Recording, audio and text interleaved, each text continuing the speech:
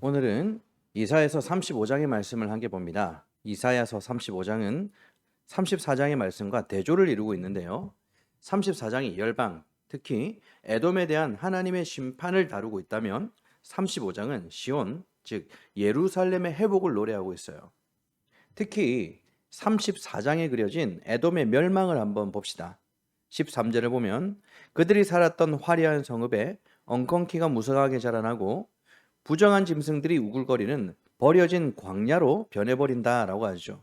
그런데 오늘 35장에서는 정반대 역사가 일어나고 있어요. 광야 같았던 유다 땅에 아름다운 꽃이 만발하는 역전의 은혜를 담고 있는 것이죠. 여러분, 광야가 꽃동산이 된다라는 것은 죄로 인해 처참하게 뒤틀렸던 창조 질서가 하나님의 구원 사역을 통해 완벽한 원상태로 회복된다라는 것을 의미하는 메시지인 거예요. 오늘 이 회복의 메시지의 중심이 되는 1절과 2절의 말씀을 한번 봅시다. 1절, 2절 제가 읽습니다. 광야와 메마른 땅이 기뻐하며 사막이 백합화 같이 피어 즐거워하며 무성하게 피어 기쁜 노래로 즐거워하며 레바논의 영광과 갈멜과 사론의 아름다움을 얻을 것이라. 그것들이 여호와의 영광 곧 우리 하나님의 아름다움을 보리로다. 아멘. 광야와 메마른 땅이 기뻐한다라고 하죠. 척박한 광야에 은혜의 단비가 쏟아질 것이라는 말씀이에요. 그런데 여러분, 성경에서 광야는 두 가지 영적 의미를 가지고 있다는 것 아십니까? 첫 번째는 광야라는 곳은요, 철저한 깨어짐의 장소였어요. 성경 속 광야는 물 한 모금, 풀 한 폭이 제대로 나지 않는 죽음의 땅이죠. 내가 가진 힘과 능력이 아무런 소용이 없는 곳이라는 거예요. 애굽에서 물들었던 노예 근성이 있었고 내 안에 지독한 교만과 자아가 기갈에 허덕이며 비천하고 부서진 자로 한없이 낮아지는 자기 부인, 자기 죽음의 공간인 거예요. 다윗도 모세도 엘리야도 바로 이 광야에서 자신의 한계를 뼈저리게 경험하며 철저히 부서졌다라는 거예요. 자, 그리고 두 번째는요. 광야는 하나님의 말씀이 들려오는 곳이죠. 광야를 뜻하는 히브리어 미드바르는요. 말씀을 뜻하는 다바르에서 파생된 단어예요. 그러므로 광야는 내 자아가 철저히 깨어지고 비천해졌을 때 비로소 나를 살리는 하나님의 세밀한 음성이 들려오는 거룩한 성소가 된다라는 거예요. 그러므로 광야는요. 단순히 고난받고 버려진 땅이 아니라 내가 산산조각 나서 부서진 그 아픈 빈자리에 세상의 소음이 멈추고 하나님의 말씀이 채워질 때에 비로소 광야의 은혜가 단비처럼 쏟아지기 시작한다라는 거예요. 자, 그렇다면 이 광야에 은혜의 단비가 내릴 때 구체적으로 어떤 역사가 일어날까요? 오늘 본문 말씀을 통해서 우리가 두 가지로 함께 알아보도록 하겠습니다. 자, 첫 번째는요. 땅의 근본적인 변화가 일어난다라는 거예요. 땅에 1절과 2절의 말씀대로 깨어진 광야에 은혜의 단비가 내리잖아요. 그랬더니 죽음의 땅이었던 광야가 백합화가 피어나는 꽃동산으로 변한 거예요. 성경은 이를 가리켜 레바논과 갈멜과 사론의 아름다움을 얻을 것이라고 하죠. 팔레스타인 지역에서 가장 화려하고 풍성함을 자랑하는 곳이 바로 이 세 곳입니다.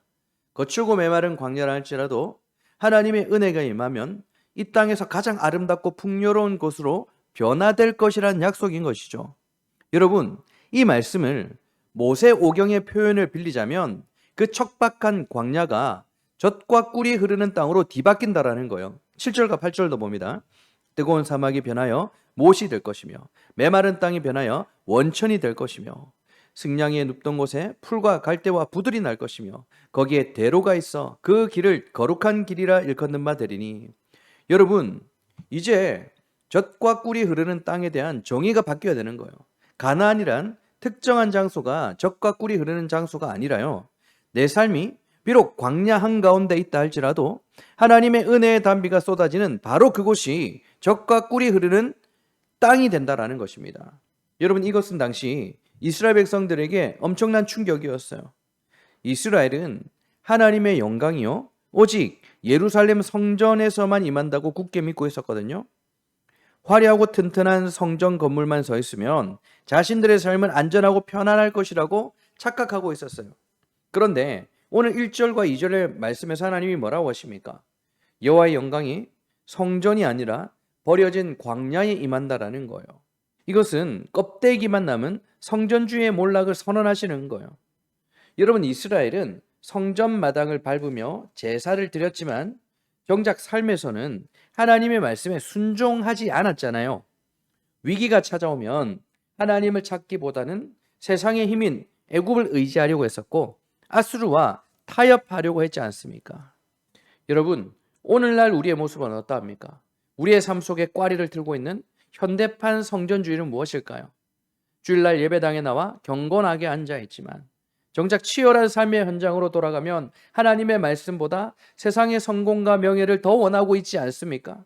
내 통장의 잔고를 하나님보다 더 든든히 여기며 애국과 아수르의 줄을 잡기 위해 이리저리 타협하고 있지는 않았나요? 화려한 종교적 껍데기만 남은 채 영적인 능력은 상실해버린 것이죠. 혹시 오늘 우리의 모습은 아닐까요? 하나님은 지금 그 가짜 신앙에서 벗어나라고 말씀하시는 거예요. 여러분, 반대로 우리가 출애굽 직후 이스라엘 백성들이 걸어갔던 광야를 한번 떠올려 봅시다. 풀 한 포기, 물 한 모금 없는 죽음의 땅이었지만 그들은 오직 구름기둥 불기둥의 인도하심만 바라보며 살았지 않습니까? 여러분, 왜 그 척박한 광야에서 철저한 순종이 일어났을까요? 내 힘과 능력이 철저히 부서졌기 때문이에요. 내 자아가 완전히 깨어지고 부서진 광야에 그 빈자리에 하나님의 말씀이 채워졌어요. 비로소 불기둥과 구름기둥만 바라보는 진짜 순종이 시작된 거예요. 여러분, 하나님은 오늘 우리에게 분명한 약속을 하시는 것입니다. 하나님의 말씀이 들려오고 그 말씀 앞에 자아를 꺾고 순종한 자들이 머무는 곳, 하나님은 그곳을 젖과 꿀이 흐르는 땅으로 변화시킬 것입니다. 내 삶의 자리가 아무것도 보이지 않는 막막한 광야이든 소망이 끊어진 메마른 땅이든 상관없어요. 내 삶이 철저히 부서진 그 광야에서 십자가의 말씀을 붙들고 순종의 발걸음을 내디딜 때 여러분이 서 있는 그 눈물의 강야는 레바논과 갈멜과 샤론처럼 꽃이 피어나는 기적의 땅, 축복의 땅이 될 줄로 믿습니다. 광야에 은혜의 담비가 내릴 때 어떤 역사가 있는지, 두 번째는요, 사람의 근본적인 변화가 일어난다라는 거예요. 여러분, 광야에 하나님의 말씀, 은혜의 담비가 내릴 때 일어나는 두 번째 기적은 바로 사람이 살아나는 거예요. 오늘 보면 3절부터 6절까지의 말씀을 보겠습니다. 자, 이 말씀이 선포될 당시 남유다는 아수르 제국의 위협 앞에 풍전등화와 같았죠. 극심한 공포 속에서 사람들은 절망했습니다. 그래서 3절은 마치 전쟁에서 패배하여 모든 것을 잃어버린 패잔병을 향한 위로의 말씀처럼 시작되고 있죠. 너희는 약한 손을 강하게 하며 떨리는 무릎을 굳게 하며. 아수르의 거대한 위협 앞에 군사들이 약한 손, 떨리는 무릎을 가지게 되었다. 패잔병의 모습을 가지게 되었다라는 거예요. 겁내는 자들에게 이르기를 굳세어라, 두려워하지 말라. 보라, 너희 하나님이 오사 보복하시며 갚아주실 것이라. 하나님이 오사 너희를 구하시리라 하라. 엄청난 위협 앞에 손에 힘이 풀려버렸어요. 두려움의 무릎이 사시나무 떨리듯 떨리는 거예요. 인생의 처절함, 실패를 맛본 자들, 세상의 무게에 짓눌려 더 이상 일어날 힘조차 없는 사람들의 모습인 것이죠. 자, 이뿐만 아닙니다. 5절과 6절입니다. 그때에 맹인의 눈이 밝을 것이며 못 듣는 사람의 귀가 열릴 것이며 그때에 저는 자는 사슴같이 뛸 것이며 말 못하는 자의 혀는 노래하리니 이는 광야에서 물이 솟겠고 사막에서 시내가 흐를 것임이라. 아멘. 여러분, 맹인, 못 듣는 사람, 조는 사람, 말 못하는 사람 모두 깊은 장애와 상처를 안고 살아가는 사람들이잖아요. 여러분, 고대 근동에서 장애라는 것은 단순히 육체적인 불편함을 의미하는 것이 아니라 당시 사람들은 신의 저주를 받았다라고 여겼지 않습니까? 하나님께 버림받아 징벌을 받은 자, 그래서 사회 밑바닥에 내몰려서 철저하게 소외되고 비천했던 자들, 그들을 상징하는 것이죠. 그런데 여러분, 오늘 본문이 선포하는 오늘 이 놀라운 반전을 보십시오. 천지를 진동시키시는 하나님의 영광, 그 은혜의 영광의 담비가 지금 누구에게 쏟아지고 있습니까? 권력은 가진 자입니까? 스스로 의롭다 여기는 자들입니까? 화려한 성전에 서 있는 자들입니까? 아닙니다. 손에 힘이 빠져 주저앉은 패잔병들, 스스로 저주받았다라고 가슴을 치며 눈물을 흘리는 비천한 사람들, 세상에서 실패하고 상처받아 벼랑 끝으로 내몰린 바로 그 사람들에게 하나님의 은혜의 담비가 내리고 있다는 것입니다. 여러분, 제가 서론에서 광야는 어떤 곳이라고 말씀드렸습니까?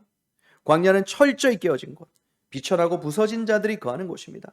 세상은 강한 자, 성공한 자, 멀쩡한 자에게 박수를 치며 그들을 중심으로 돌아가죠. 그러나 우리 하나님의 은혜는 가장 낮은 곳을 향해서 흐른다라는 것입니다. 그러므로 여러분, 내 자아가 살아있는 곳에는 은혜가 스며들 틈이 없는 거예요. 하지만 내가 산산조각나서 부서진 그곳, 아무런 소망 없이 주저앉아버린 그 인생의 강야야말로 하나님의 말씀이 가장 크게 울려 퍼지는 생명의 자리가 될 수 있다는 것입니다. 사랑하는 여러분, 혹시 지금 여러분의 삶이 위협 앞에서 아무런 저항도 못하는 폐잔병처럼 느껴지십니까? 사업의 실패로, 자녀의 문제로, 육체의 질병으로 약해진 손을 늘어뜨리고 떨리는 무릎을 안고 이 예배 자리에 나오셨습니까? 남들에게 말 못할 상처를 안고 마치 나는 하나님께 버림받은 맹인과 같고 저는 자와 같다라고 탄식하고 계십니까? 그렇다면 우리는 기뻐해야 돼요. 여러분이 서 있는 그 비천한 그리고 부서진 그 자리가 바로 하나님의 은혜가 임하는 완벽한 조건이 되지 않습니까? 하나님이 우리에게 오셔서 말씀하십니다. 굳세어라, 두려워하지 말라, 내가 너를 구원하리라. 내 힘이 다 빠져버린 그 광야에서 나를 향한 하나님의 생명의 말씀이 들려올 때 어떤 일이 일어나게 됩니까? 6절 하반절, 이는 광야에서 물이 솟겠고 사막에서 시내가 흐를 것임이라. 마음이 꺾이고 삶이 부서진 여러분의 심령 속에 십자가의 복음이 강물처럼 흘러 들어올 때 절망으로 감겼던 영적인 눈이 떠지게 될 줄로 믿습니다. 패배감에 절어 다리를 절던 내 영혼이 십자가의 은혜를 힘입어 사슴처럼 기뻐 뛰게 될 줄로 믿습니다. 이 놀라운 사람의 변화, 부서진 나를 다시 살려내는, 그리고 춤추게 하시는 이 광야의 기적이 오늘 예배하는 저와 여러분의 삶에 충만하게 임할 수 있기를 우리 주님의 이름으로 축원을 합니다. 말씀을 맺겠습니다. 오늘 우리는 하나님의 말씀이 임하는 광야에서 일어나는 두 가지 기적, 즉 땅의 변화와 사람의 변화를 함께 살펴보았습니다. 도대체 왜 하나님은 이 척박한 광야와 깨어진 사람들에게 이토록 놀라운 은혜를 베푸시는 걸까요? 우리는 그 해답을 창세기에서 찾을 수 있어요. 창세기 3장 17절과 18절의 말씀을 보시면 첫사람 아담이 하나님의 말씀에 불순종하여 죄를 지었을 때 하나님이 이렇게 말씀하시죠. 땅은 너로 말미암아 저주를 받고 땅이 네게 가시덤불과 엉겅퀴를 낼 것이라. 여러분, 이것이 우리가 겪는 광야의 기원인 것입니다. 아담의 죄로 말미암아 본래 하나님의 은혜로 충만했던 에덴 동산은 가시덤불이 돋아나는 메마른 광야로 전락해버린 것이죠. 어디 땅뿐입니까? 흙으로 지음받은 우리 인간의 삶도 저주받아서 병들고 상처받고 깨어지며 사망의 권세 아래 놓였지 않습니까? 오늘 본문에 등장하는 맹인, 못 듣는 자, 저는 자, 두려움에 떠는 폐잔병, 이 모든 모습들이 바로 죄로 인해 타락해버린 우리 인생의 쓸쓸한 현주소인 것입니다. 그러므로 여러분, 오늘 말씀이 우리에게 보여주시는 벅찬 은혜가 과연 무엇입니까? 광야에 백합화가 피어나고 뜨거운 사막에 시내가 흐르고 병든 자가 사슴처럼 뛰며 찬양하는 이 역사, 바로 완벽한 원상태로의 회복을 말하는 것입니다. 아담의 죄로 말미암아 엉망진창으로 망가졌던 창조 질서를, 저주받아 척박해진 이 땅과 부서진 우리 인생을 하나님께서 은혜의 담비를 부어 태초의 아름다운 모습으로 다시 되돌려 놓으시겠다라는 위대한 구원의 선포인 것이죠. 내 자아가 철저히 깨어지는 비천한 이 광야에서 생명의 말씀을 만날 때 저주받은 땅에 맺혔던 가시덤불과 엉겅퀴가 떠나가고 백합화가 피어날 줄 믿습니다.